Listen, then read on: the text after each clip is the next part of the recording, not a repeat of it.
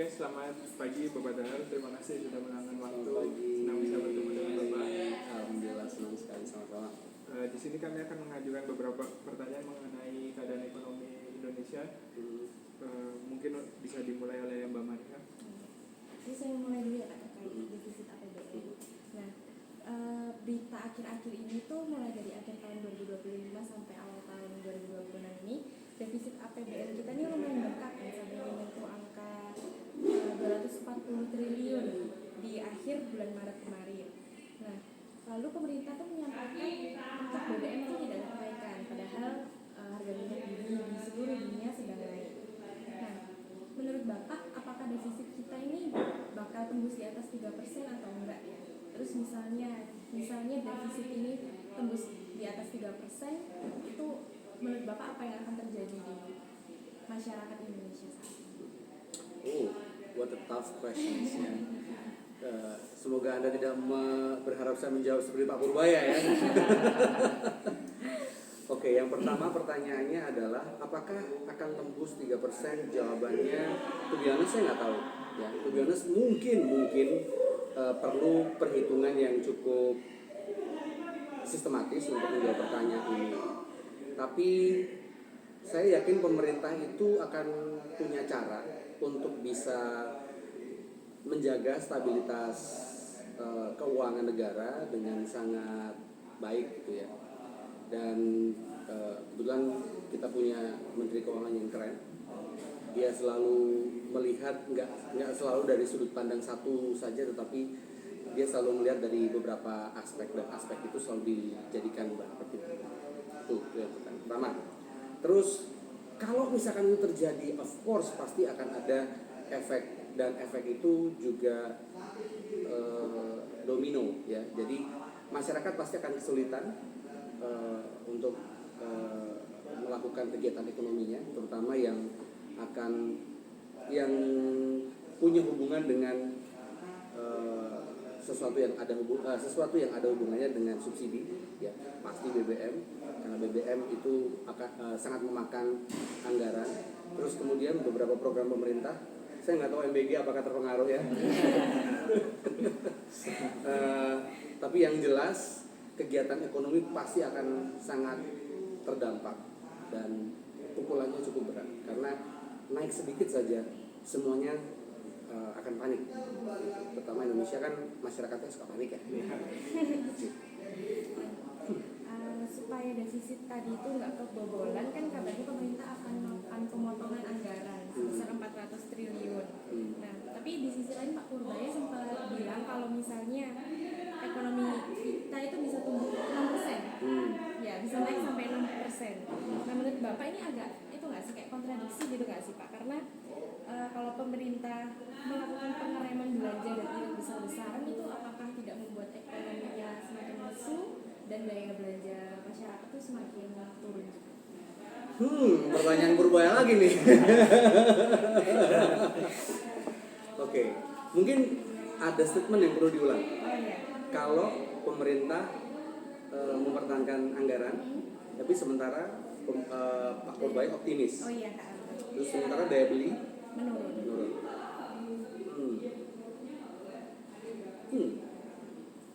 Mungkin apa tadi pertanyaannya?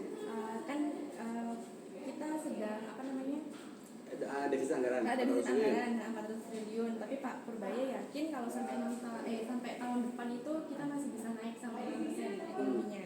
Nah, tapi kan pemerintah juga lagi melakukan pengereman belanja dan iuran besar-besaran, lalu daya beli masyarakat itu juga turun.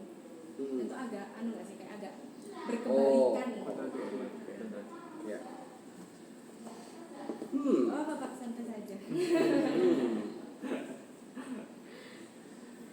Sekali lagi ini adalah efek Purbaya, efek Purbaya Pak Purbaya ya. Kalau saya mungkin berpendapat seperti ini.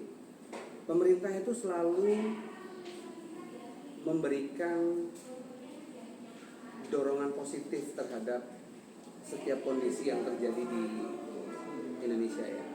Dan nggak salah ketika Pak Purbaya itu bilang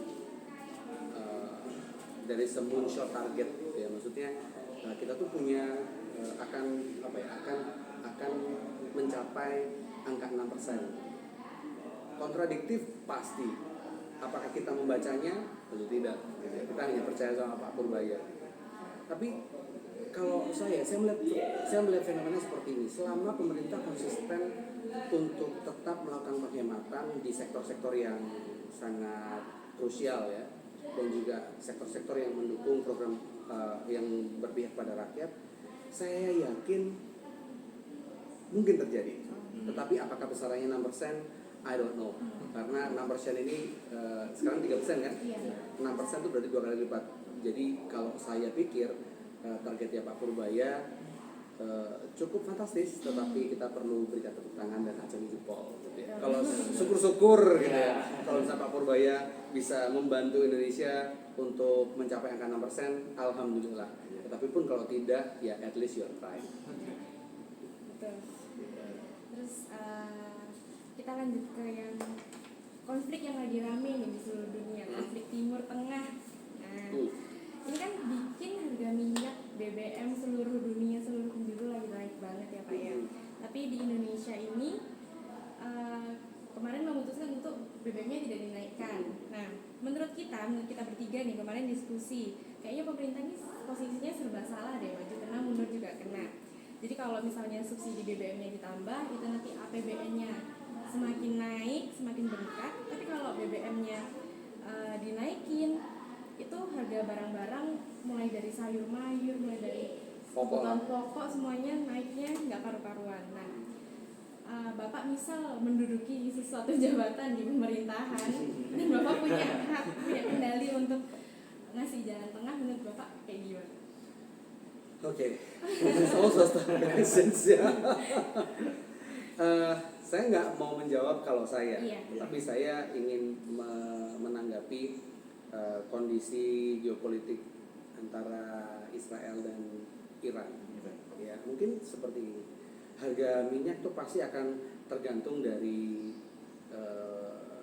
salah satu dari mereka, gitu ya. Apakah tepat keputusan Indonesia untuk mempertahankan harga BBM? Jawabannya yes. Kenapa? Sebenarnya kalaupun Indonesia itu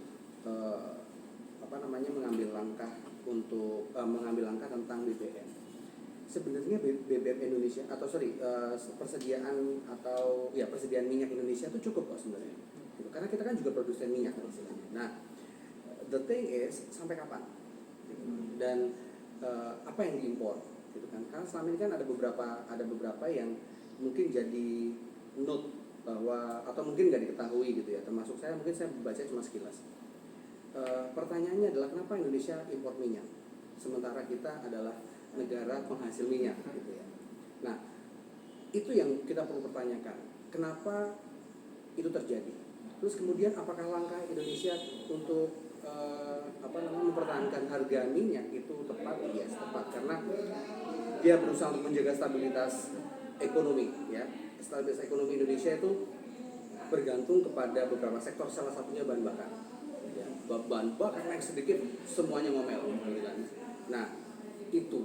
Dan kalaupun Indonesia atau pemerintah Indonesia menaikkan harga bahan bakar, sepertinya itu hanya untuk yang non subsidi saja, which is bukan bukan bahan bakar yang mempengaruhi supply chain untuk kegiatan ekonomi gitu ya. Paling yang protes adalah orang-orang yang quote-unquote terimbas gitu ya. Kan yang naik kan Pertamax Turbo sama Dex ya. Yang lainnya yang masuk ke supply chain-nya subsidi ekonomi segala macam itu masuk ke sendiri gitu. Jadi of course Indonesia mengambil langkah yang tepat, tidak buru-buru karena takutnya Indonesia itu kan satu panik ya. Dan kita belajar dari pemerintah Filipina. Kemarin saya ngobrol sama salah satu dosen Filipina yang datang ke kampus. Dia bilang, harganya di Filipina tuh mencapai 2-3 kali lipat. Nah, karena panik, dan mereka juga bukan negara penghasil minyak gitu ya. Mereka worry gitu kan, harganya naik semua barang makanan naik gitu Pak. Kalau saya menjadi salah satu orang yang mengambil keputusan untuk naikin atau tidak, jawaban saya jawaban saya pasti tidak. karena mungkin kalau saya sebagai warga negara, yang saya pikirkan adalah bagaimana mencari jalan lain supaya ekonomi Indonesia itu tidak terimbas signifikan. Terimbas pasti, tapi signifikan kalau boleh jangan. Gitu. Wah. Sudah agak gerah nih. Pertanyaan terakhir dari saya sebelum dilanjut sama teman-teman. Ini kan kemarin kita beberapa kali cek rupiah kan Pak, karena Bapak ada kebutuhan untuk keluar negeri. Kita cek rupiah dan hasilnya rupiah Indonesia sangat amat jelek, sangat turun ya. Nah terus April ini kan Pak Purbaya sepertinya mau ke Amerika untuk diskusi sama investor. Nah kita nih kayak penasaran apa sih fungsinya investor luar negeri ini untuk Indonesia, bukan fungsinya ya, jadi kayak apa ya, sepenting apakah investor luar negeri ini untuk ekonomi Indonesia. Jadi terus kayak gimana juga biar caranya investor ini itu semuanya nggak kabur gitu dan tetap mau naruh uangnya di Indonesia. Oke. Oh, ini pertanyaan multidimensional nih. Apa pentingnya investor? Penting banget pakai BANGET. Kenapa? Karena salah satu roda penggerak ekonomi Indonesia itu adalah investment, ya. Dan investment ini rasionya besar. Gitu. Rasionya investment dari luar negeri ini besar sekali. Karena apa? Misalkan kita mengolah minyak, apakah Indonesia sepenuhnya bisa mengolah minyak tanpa investment? Nggak bisa, karena ada bahan baku yang harus diimpor, ya kan? Ada infrastruktur yang harus dibangun. Nah, apakah dana Indonesia cukup untuk membangun semua itu di berbagai macam di berbagai daerah? Jawabannya enggak. Oleh karena itu investment dibutuhkan. Lalu investment itu selain penting untuk keberlangsungan ekonomi Indonesia, investment itu bisa mendatangkan edukasi secara tidak langsung, gitu ya. That's why Indonesia itu berusaha untuk mempertahankan investor, supaya investor masuk ke Indonesia itu supaya orang-orang Indonesia itu upgrade skill. Contohnya misalkan kayak kemarin saya dengar Apple mau datang ke sini tapi batal gitu ya. Terus kemudian ada Xiaomi, ada apa segala macam ya, ada beberapa produk.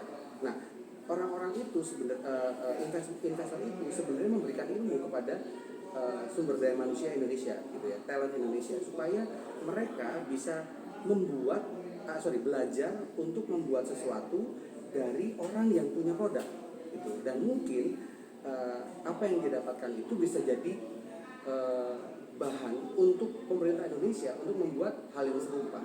Jadi sebenarnya multidimensional. Kalau misalkan teman-teman bilang banyak orang bilang bahwa ya udah kalau investor luar negeri kabur, kita aja yang ini, belum tentu. Teknologi kita apakah semaju itu? Belum tentu gitu. Dan kita pun bakalan sangat tertinggal jauh dengan Cina ya. Karena Cina sudah bukan lagi mikirin manusianya, tapi mereka sudah mikirin robot gitu kan istilahnya. Jadi sekarang orang Indonesia masih mikirin kamu bisa nggak, ngerakit itu bisa nggak gitu. Mikir ngerakitnya. Kalau robot udah nggak mikir gitu kan. Nah gitu sih, jadi itulah kenapa pemerintah Indonesia itu sekarang ngotot untuk menarik investment dari luar negeri. Once investor luar negeri itu percaya sama kita, itu akan berpengaruh ke banyak hal, salah satunya rupiah. Itu berarti nanti harapannya seperti Cina ya, kita meniru terlebih dahulu dari para investor itu, lalu nanti kita bisa membuat lagi sendiri sehingga bisa seperti Cina yang sekarang menjadi negara maju juga. Lebih tepatnya amati modifikasi kerugian. Pengembangan. Selanjutnya, pada tahun 2025 lalu, BPS mencatat ekonomi Indonesia tumbuh di angka 5,11%. Tapi kenyataannya di lapangan banyak sekali teman-teman atau orang sekitar mencari lowongan kerja.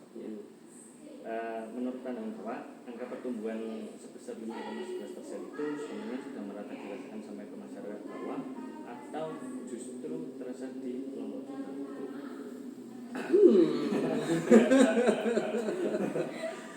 Harus diplomatis jawab ini.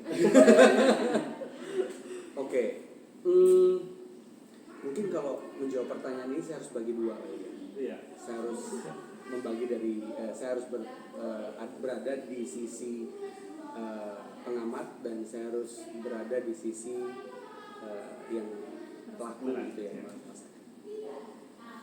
Kalau menurut saya angka itu cukup baik. Kenapa?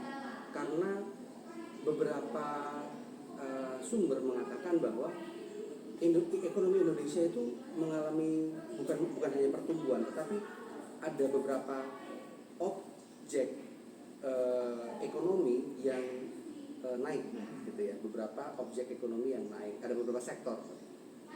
Nah, apakah itu juga berpengaruh di talent, di teman-teman yang mencari pekerjaan? Tidak.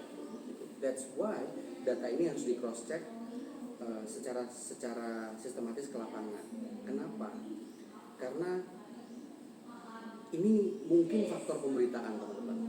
Jadi ada kubu oposisi dan kubunya pemerintah gitu. Jadi kalau menurut saya, bukan saya pro pemerintah ya, tapi saya melihat ada beberapa sektor yang cukup naik gitu ya, dan angkanya itu masuk ke dalam angka pertumbuhan ekonomi ini.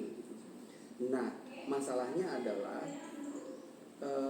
berita yang diangkat itu tidak berimbang, ya, tidak berimbang, dan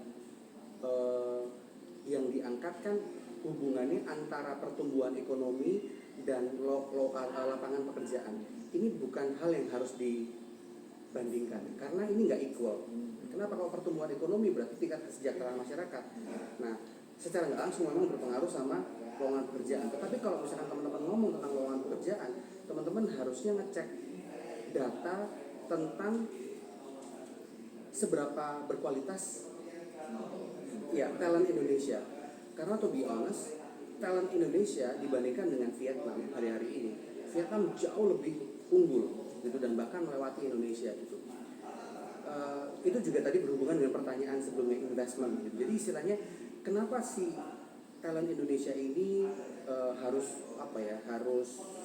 berjuang untuk mendapatkan pekerjaan? Karena talent yang kualitasnya tidak masuk ke dalam requirement pekerjaan itu banyak banget gitu. Makanya teman-teman semuanya ngerasain gitu ya, kenapa kuliah sekarang kok kuliah zamannya Pak Danar, Pak Ganda itu kayaknya lebih sulit gitu, tapi kok sekarang ya wes lah kuliah gitu kan. Nah, itu sebenarnya berhubungan dengan itu. Kualitas sumber daya manusia Indonesia itu tidak sekuat negara-negara lain gitu. Makanya kalau dilihat secara di dalam pemberitaan, ya mereka berjuang seolah-olah lowongan pekerjaan itu tidak ada, padahal lowongan pekerjaan itu dibuka bagi orang-orang yang lulus requirement. Apakah Indonesia sudah lulus requirement? Jawabannya ya di angka itu tadi. Tuh. Ini nggak semuanya kayak salah pemerintah gitu. Terus balik ke diri sendiri. Betul. Harus ngaca. Harus ngaca. Gitu. Pertanyaan terakhir nih Pak. Mungkin di Indonesia ini kan didominasi oleh kelas menengah ya. Nah, itu kelas menengah itu mengalami banyak kesulitan. Jadi dia itu kalau masuk subsidi tapi dia hitungnya nggak terlalu miskin, tapi kalau misalnya bayar sendiri dia juga masih belum mampu, masih pas-pasan gitu. Nah, itu menurut Bapak gimana sih cara negara hadir untuk mengatasi atau membantu dari kelas menengah?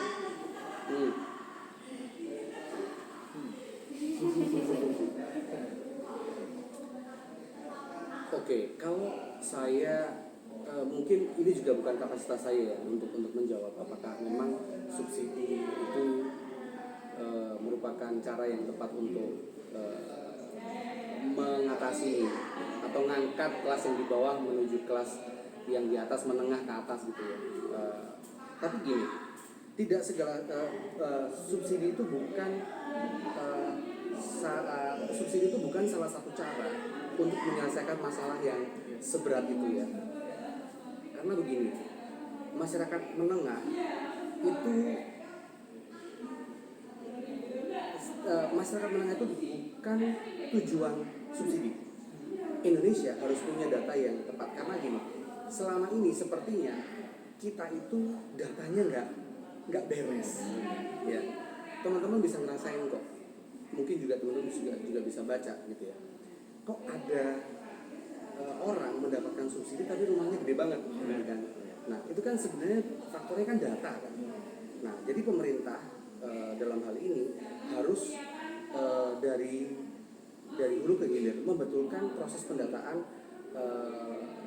masyarakat Indonesia, itu yang pertama gitu ya. Karena dari data itulah kita bisa menyalurkan subsidi dengan tepat gitu ya.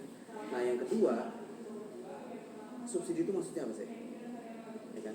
Subsidi itu nggak serta-merta kita kasih uang kamu pakai gitu ya. Tapi subsidi itu sebenarnya adalah bantuan yang kritis untuk beberapa sektor yang nantinya akan digunakan oleh masyarakat sebagai penopang hidup. Contohnya ekonomi, ya subsidi BBM, subsidi pangan, subsidi pendidikan gitu ya.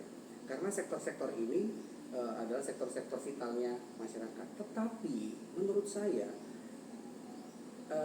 bukan berarti saya menyalahkan masyarakat Indonesia ya, karena mungkin hari-hari ini memang tujuan pemerintah adalah untuk mengangkat istilahnya derajat masyarakat Indonesia. Tetapi subsidi kalau misalkan dia diserahkan atau diberikan kepada masyarakat yang tidak tepat, orang itu beranggapan bahwa Indonesia itu tukang minta. Karena yang harusnya kebagian jadi nggak dapat gitu ya. Dan semua orang beranggapan bahwa pemerintah itu dermawan, ngasih uang, terus habis itu ya wis tak pakai untuk hidupku karena hidupku susah gitu. Nah akhirnya masyarakat Indonesia itu terpengaruh secara psikologis terhadap arti kata subsidi gitu kan. Oleh karena itu menurut saya yang harus pemerintah lakukan adalah mengedukasi bahwa subsidi itu bukan subsidi itu bukan karena pemerintah Indonesia dermawan, tetapi memang objek itulah yang harus dibantu gitu kan. Dan ini pemerintah Indonesia lack of socialization about the subsidi gitu ya, subsidi. Dan you know what, sekali pemerintah salah mengambil langkah, rodanya sudah muter gitu ya, seperti snowball effect. Jadi kalau misalkan teman-teman nanti ngerasain kalau misalkan subsidi dicabut, apa efeknya? Masyarakat yang ada di bawah teriak, orang-orang yang oposisi ikutan berteriak, makin keruh suasana. Jadi itu yang mungkin saran yang harusnya kita berikan kepada pemerintah, bahwa subsidi itu bukan satu-satunya cara, tapi mengedukasi fungsi dari subsidi itu apa. Oke, mungkin pertanyaan terakhir dari saya. Kemarin itu jadi beberapa waktu lalu Menteri Purbaya itu, kita balik ke Purbaya lagi. Berbaya lagi ya. Maaf. Bapak Purbaya pernah bilang kalau misalnya nanti di akhir tahun ya IHSG kita akan menembus 10.000. Nah, sedangkan pada konflik atau keadaan krisis yang saat ini, justru IHSG masih di angka 7.000, bahkan sempat turun ke 6.000 lagi. Nah, Bapak masih yakin atau enggak, Pak? Di akhir tahun mencapai target tersebut. Kalau menjawab pertanyaan itu saya harus tahu landasannya apa. IHSG itu dipengaruhi sama banyak sekali faktor, dan nggak cuman harus melihat dari satu faktor saja. Tapi kalau misalkan secara di dalam perspektif helikopter view ya, saya mungkin melihat apakah optimis, ya kita harus optimis ya. Walaupun sebenarnya secara di atas kertas ya kita harus lihat lagi ya. Tapi kembali lagi, ada beberapa statement yang tidak boleh dicerna mentah-mentah gitu ya. Karena mungkin hari-hari ini Pak Purbaya mengeluarkan statement itu, atau pemerintah mengeluarkan statement itu hanya untuk boosting semangat masyarakat untuk percaya sama pemerintah gitu ya. Karena memang pemerintah, saya yakin mereka punya metode sendiri untuk firming atau untuk mendevelop apapun termasuk IHSG. Dan IHSG itu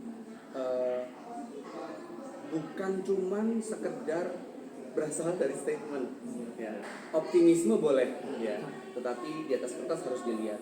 Kembali lagi mungkin kalau misalkan saya boleh berpesan sama teman-teman semuanya, bahwa apa yang dilakukan sama pemerintah hari-hari ini, terus kemudian harga IHSG yang masih segitu-segitu aja, ini pengaruhnya banyak banget. Jadi salah satunya ke teman-teman juga ya, apalagi teman-teman itu akan melihat demonstrasi besar ya. Saya membaca di akhir tahun nanti akan ada demonstrasi besar. Demonstrasi itu maksudnya apa sih? Bukan demo ya, tapi akan ada pertunjukan besar di mana pemerintah itu menangani banyak hal, dan pemerintah itu seperti akrobat teman-teman.